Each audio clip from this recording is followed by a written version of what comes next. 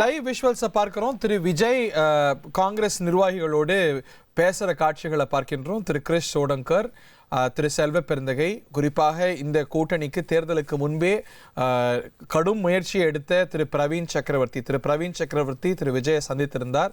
திரு ராகுல் காந்தி திரு விஜயோடு பேசும்போதும் கூட அந்த கனெக்ஷனில் அவர் ரொம்ப முக்கியமான பங்காற்றினார். திரு ஆதவ் அர்ஜுனா அவர்களோடு ரொம்ப ஒருங்கிணைந்து பணியாற்றினார். திரு செல்வ பெருந்தகை திரு விஜயை அவ்வளவு கடுமையாக பேசியவர் என்பது குறிப்பிடத்தக்கது. பாஜகவுடைய பி டீம் இது அது என்று அவர் திமுக சார்பு நிலையை ரொம்ப தீவிரமாக எடுத்து, விஜய் எதிர்ப்பு நிலையை எடுத்து திமுக கூட்டணி தொடர்றதுக்கு திரு செல்வ பெருந்தகை முக்கிய பங்காற்றினார். இன்று காங்கிரஸ் கட்சி ஒரு முடிவு எடுத்திருக்கக்கூடிய நிலையில் he definitely goes by his high command's position. சால்வை அணிவித்து இந்த உறவை அவங்க பிரகடனப்படுத்தியிருக்கிறாங்க.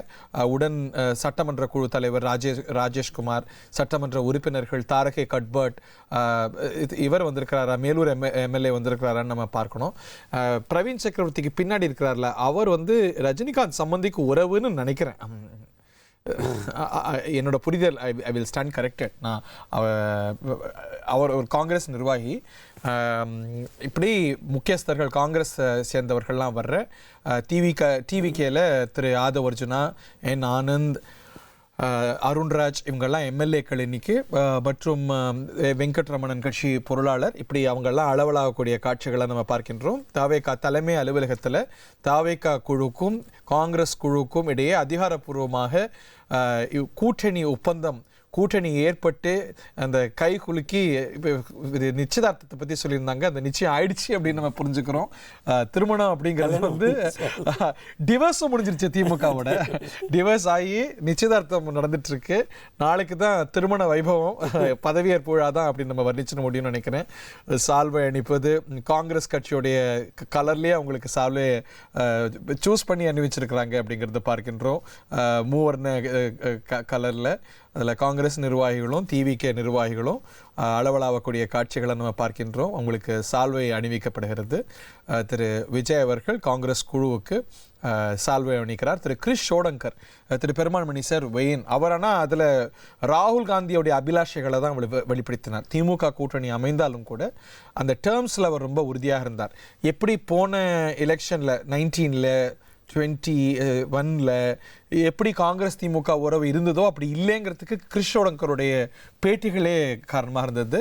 பொது தொகுதியில் நின்று இன்று மேலூர் சட்டமன்ற உறுப்பினராக கக்கன் வென்ற தொகுதியில் வந்திருக்கக்கூடிய திரு விஸ்வநாதன், காஞ்சிபுரம் எம்பியாக அவர் ஏற்கனவே இருந்தவர், நல்ல படித்தவர், அழகான ஆங்கில புலமை கொண்டவர். மேலூர் தொகுதியில் breaking all the region barriers, அவர் ஒரு பொது தொகுதியில் நின்று வென்றிருக்கக்கூடிய திரு விஸ்வநாதன் அவர்கள், மற்றும் இவர் திரு மார்கரெட்டா, திரு காங்கிரஸுடைய மேலிட பொறுப்பாளர், இவங்கெல்லாம் திரு விஜய் அவர்களோட சம்பிரதாயபூர்வமாக சந்திக்கிறத பார்க்கின்றோம்.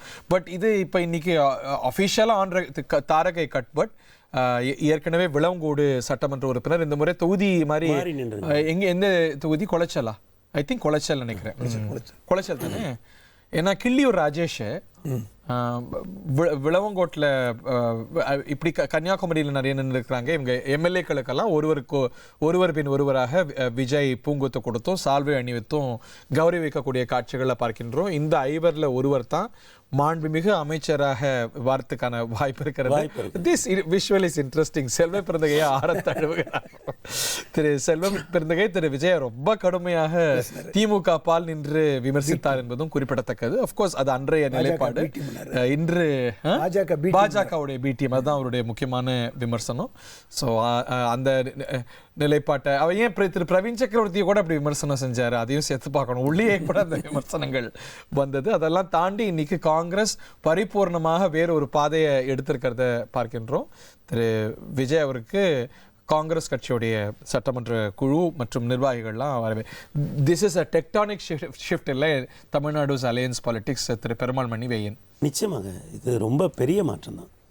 ஏன்னா இந்த தேர்தலுடைய மையப்புள்ளியாக இருந்த கேள்வி ஒன்று தான், மைனாரிட்டி வாக்குகள் எங்கே பார்த்து போகுது அப்படிங்கிற அந்த கேள்வி தான் இந்த தேர்தலில் ரொம்ப மையமாக இருந்தது. இப்போது திமுக காங்கிரஸ் கூட்டணியை பொறுத்தளவில் இந்த தேர்தலை பொறுத்தளவில் அந்த வாக்குகள் ரெண்டாக பிரிஞ்சுது. ஒன்று தாவேகா பக்கம் கொஞ்சம் ஒரு சிறிய எண்ணிக்கையில் போச்சு. பெரும்பாலானவர்கள் திமுக காங்கிரஸ் கூட்டணி இருந்தனால மைனாரிட்டி வாக்குகள் வந்து இந்த அணிக்கு பெரிய இடத்துல. ஸோ காங்கிரஸ் வருதுனால மைனாரிட்டி வாக்குகளும் தாவேகாவுக்கு எதிர்காலத்தில் பெரிய அளவில் அந்த அறுவடையை செய்யறாங்க. நிச்சயமா பெரிய அளவில் அந்த வாக்குகள். இப்ப நம்ம கூட பேசியிருந்த திரு இப்ராஹிம் அங்க இணைந்திருக்கிறாரோ, பனையூருக்கு தான் போயிட்டு இருக்காரு.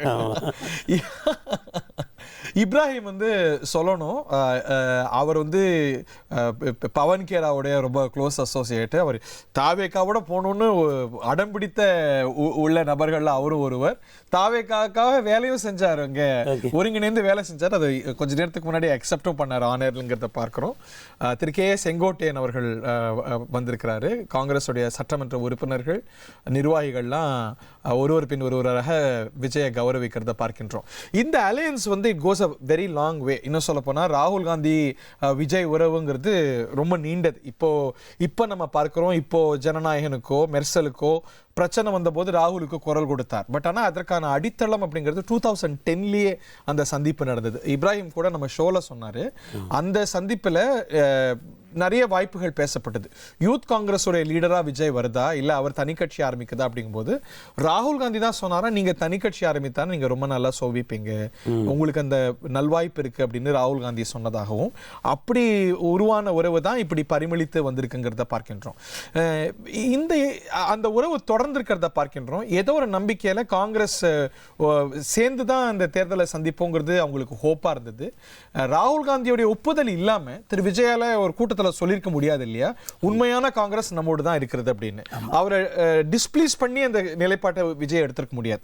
இல்லை, அதுக்கு வாய்ப்பு இல்லை. ஏன்னா வெவ்வேறு இடங்களில் வந்து ஐயா ராகுல் வந்து ஐயா விஜய் மேலே தன்னுடைய அன்பையும் பாசத்தையும் வந்து வெவ்வேறு அறிக்கைகள் மூலம் வெளியிட்டார். ஜனநாயகன் திரைப்படம் சம்பந்தமான அவரோட ட்விட் வந்து ரொம்ப முக்கியமான ஒரு ட்விட்டு. அப்புறம் அந்த கரூர் சம்பவம் நடந்த பொழுதுமே ஒரு ட்விட் வந்து அவர் பண்ணியிருந்தாரு. ட்விட்டை தாண்டி ரெண்டு பேரும் கரூர் சம்பவத்துக்கு பிறகு ஃபோன் பண்ணி பேசியிருக்கிறாங்க. அது திரு பிரவீன் சக்கரவர்த்தி தான் ஆர்கனைஸ் பண்ணி கொடுத்தாருங்கிறத பார்க்கிறோம்.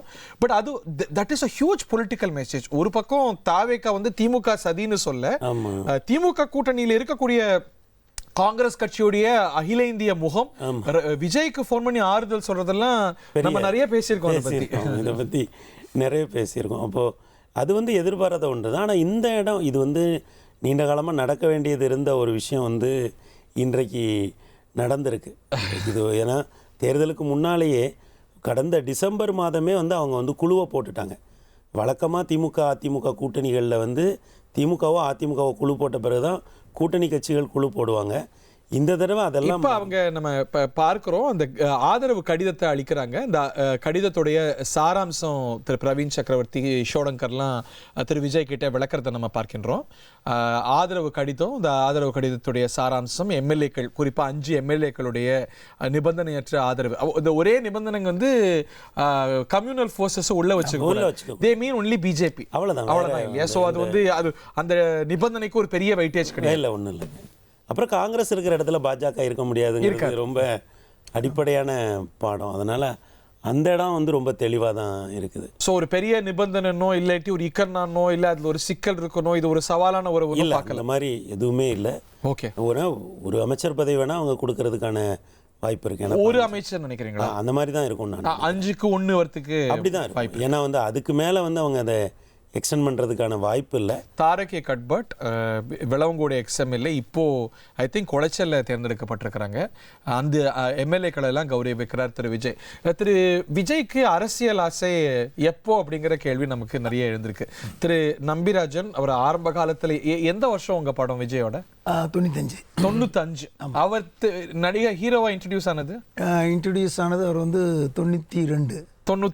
ஸோ அது வரைக்கும் அவங்க ஓன் ப்ரொடக்ஷன்ல எஸ்எஸ்சி மட்டுமே இயக்கிட்டு இருந்தாரு. எஸ்எஸ்சி மட்டும். கடைசி அவரோட ராஜாவின் பார்வையில்னு அஜித்தும் விஜயும் சேர்ந்து நடிச்சது. ஸோ நீங்க இயக்கின படம் வந்து சோலோ ஹீரோ. அவர் தான் ஹீரோ. Solo hero. அந்த படம் பூஜைக்கெல்லாம் வந்து 4 சூப்பர் ஸ்டார் இருந்தாங்க. யார்? சிரஞ்சீவி, ரஜினி இங்கே இருக்கிறவர் தானே, சிரஞ்சீவி, ரஜினி சார், ஸ்ரீதேவி, மம்முட்டி, ராமநாயுடு ப்ரொடியூசர், பெரிய ப்ரொடியூசர். சரி, அப்பெல்லாம் அவருக்கு அரசியல் ஆசையெல்லாம் இருந்ததா? அந்த படம் ஷூட்டிங் போகும்போது நம்ம சாதாரணமாக தூரம் அவர் பாட்டில் நாங்கள் ஷூட்டிங் நடக்கும்போது ஓரமாக ஒதுங்கி தான் நின்றுட்டு இருப்பார். அப்படி ஒரு கேரக்டர், யார்ட்டையும் பேச மாட்டார் சார். அப்படி ஒரு கேரக்டர். இப்போ இந்த அளவுக்கெல்லாம் கத்தி பேசுகிறார் அரசியலில். எனக்கெல்லாம் ஆச்சரியமாக இருக்குது. இந்த அளவுக்கு பேசுகிறாருன்ட்டு. அப்போ ஒரு தடவை வந்து அவருக்கு பிறந்தநாள் வருது சார், குழுமணாலியில் ஷூட்டிங். பிறந்தநாள் காலை நான் என்ன பண்ணுறேன், முதல் நாளே கீழே சண்டிகார் கீழே இருக்குது, அங்கேருந்து ஒரு 22 கிலோ கேக்கை ஒரு வேனில் தனியாக எடுத்துகிட்டு வர சொல்கிறேன். வந்து அங்கே மலையில் வச்சு வெட்டுறோம். அதை ஒரு குமுதத்தில் கூட பாராட்டி பேசியிருந்தார். அவருக்கு அப்போ துணையாக வர்றது தான் அவங்க அம்மா சோபா மேடம், அவங்க தான் வருவாங்க. அங்கே வந்து அங்கே இன்றைக்கி பிறந்தநாள் இப்படி கொண்டாடிட்டாங்கன்னு அவங்க சோபா மேடம் ஃபோன் பண்ணி எஸ்ஐசி சாருக்கு சொல்கிறாங்க. ஃப்ளைட்டு பிடிச்சி வந்துட்டார் மணாலிக்கு. டெல்லிந்து மணாலிக்கு வந்துட்டு, டைரக்டர் சார் இன்றைக்கி என்னுடைய ட்ரீட்டு உங்கள் டோட்டல் யூனிட்டுக்குன்ட்டார். அவர் பொதுவாக அவ்வளோ செலவு பண்ணுற ஆள் இல்லை, என்னையே வந்து என் பையனை வச்சு இவ்வளோ செலவு பண்ணுறீன்னு கேட்டார். அவர் ஒரு பேட்டியில் கூட சொல்லியிருக்காரு அதை. அவர் வந்துட்டு சார் அவ்வளோ ஒரு பார்ட்டி கொடுத்தாரு. கேளுங்க, இங்கே தான் இருக்குது பாயிண்ட்டு. அந்த பார்ட்டி கொடுக்கவும் பார்ட்டியில் வந்து நாங்கள் வந்து சாங்ஸ் எல்லாம் கொஞ்சம் ப்ளே பண்ணோம். நாங்கள் கொஞ்சம் எம்ஜிஆர் ரசிகர், உங்களுக்கு தெரியல, அவர் 35 வளர்ந்தவா நான். ஸோ அந்த பாட்டுகள்லாம் போட்டுகிட்டு இருந்தோம். அப்போது இந்த நம் நாடு படம் சாங் ஒன்று ஓடிச்சு. நாங்கள்லாம் சாப்பிட்டுட்டு இருக்கோம். வாங்கையா வாத்தியார் ஐயா, இப்போ விஜய் சார் சோபா மேடம் கேட்டால் கூட உடனே சொல்லுவாங்க, அவர் ஞாபகம் வரும். வாங்கையா வாத்தியார் ஐயா போனால் அந்த படத்தை பார்த்துட்டு பற்றி நான் சொல்கிறேன். இந்த பாட்டு வந்து மெட்ராஸில் சித்ரா தேட்டர்னு ஒரு தேட்டர் இருந்தது அப்போ, கேஷனெல்லாம் தாண்டி. அந்த சித்ரா தேட்டரில் ஏசியெல்லாம் கிடையாது. அப்போ தலைவர் படம் பார்க்குறாரு குரூப்போட பின்னாடி மேலேருந்து ப்ரொஜெக்டர் ரூம்லேருந்து பார்த்துட்டு அந்த சாங் வந்த உடனே ஆடியன்ஸ் எல்லாம் மறுபடியும் அடுத்த சீன் போகும்போது கத்துறானா, ஒன்ஸ் மோர்னு கத்துறானா. கத்துன நீங்கள் பேப்பர்லாம் எழுதியிருப்பார் தலைவர். அதே பார்த்து நானியன் பிறந்தேன் ஒரு புக்கு. தலைவர் போது எம்ஜிஆர் சொல்கிறீங்க? எம்ஜிஆர் சொல்கிறேன். அவர் என்ன பண்ணியிருக்காரு, அப்படி கத்துன உடனே ஒரு கண் கலங்கிட்டாராம். அப்போ பக்கத்தில் இருக்கிற சடைப்பு செட்டியார் அந்த படத்துக்கு ஃபைனான்சியர், அவர்கிட்ட சொன்னாராம், இந்த ஜனங்களுக்கெல்லாம் நான் என்ன செய்ய போகிறேன் அப்படின்னு. அதை நான் அன்றைக்கி சொன்னேன். சரி, சொன்ன உடனே விஜய் அங்கிள் நான் ஒரு நாளைக்கு இப்படி சொல்லுவேன் அப்படின்னா சத்தியமா சோபா மேடக்கிட்ட கூட சொல்லுவாங்க. இப்படியே சொன்னாப்ல. சின்ன 95 சின்ன பையன் தான் சொல்றான். நான் அப்படிதான். அவருக்கு எவ்வளவு வயசு இருக்கும்? 22 நான் வந்து ஒரு நாளைக்கு எனக்கு ஒன்ஸ் அதே மாதிரி இன்னைக்கு ஒன்ஸ் ஒரு கேட்டாங்கல்ல வர சாங்கல. ஓகே, ஒரு நல்ல சுவாரஸ்யமான செய்தி அது. ஆதரவு கடிதத்தை விஜயிடம் காங்கிரஸ் குழு வழங்கியிருக்கிறது. இதோட வேற என்ன, தமிழ்நாட்டு அரசியல்ல ஒரு டெக்டானிக் ஷிஃப்ட் ஆல்ரெடி நடந்துருச்சு. அதோடைய விளைவுகளை, அதோடைய இம்ப்ளிகேஷன்ஸை நம்ம பார்க்கின்றோம். இந்த உறவு எப்படி இருக்கும்னு நினைக்கிறீங்க? தேசிய அளவில் எப்படி பிரதிபலிக்கும்? சரவணன் ஒரு பாயிண்ட்டை ரேஸ் பண்ணார், இது காங்கிரஸுடைய கிரெடிபிலிட்டியை கேள்விக்குள்ளாகாது அப்படின்னு.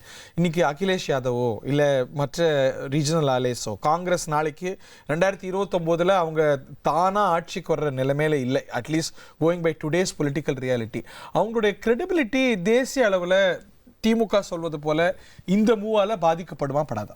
சரி, இந்தியா கூட்டணியிலேருந்து திமுக வெளியே வந்துருச்சு, ஐயா விஜய் உள்ளே போயிட்டார், அவ்வளோதான். ரொம்ப சிம்பிள். இப்போ நீங்கள் அந்த இந்தியா கூட்டணிங்கிற அந்த வடிவத்தை எடுத்துக்கிட்டிங்கன்னா, ஒரு முதலமைச்சர் வெளியே போயிருக்காரு. அவர் கடந்த முறை அவங்க இந்தியா கூட்டணி இருந்தப்போ அவங்க முதலமைச்சராக தான் இருந்தாங்க. அப்போ இன்றைக்கு வந்து புதிதாக தேர்ந்தெடுக்கப்பட்ட இந்த முதலமைச்சர் வந்து இந்தியா கூட்டணிக்குள்ளே வந்து போயிருக்காங்க. அந்த அளவில் வந்து இவங்களுக்கு தேசிய அளவில் வந்து இது ஒரு நல்ல ஒரு முகமாக தான் இருக்கும். உங்கள் தந்தியன் தொலைக்காட்சியில் ரகசிய சிநேகிதியே தினமும் இரவு 8 மணிக்கு காண தவறாதீர்கள்.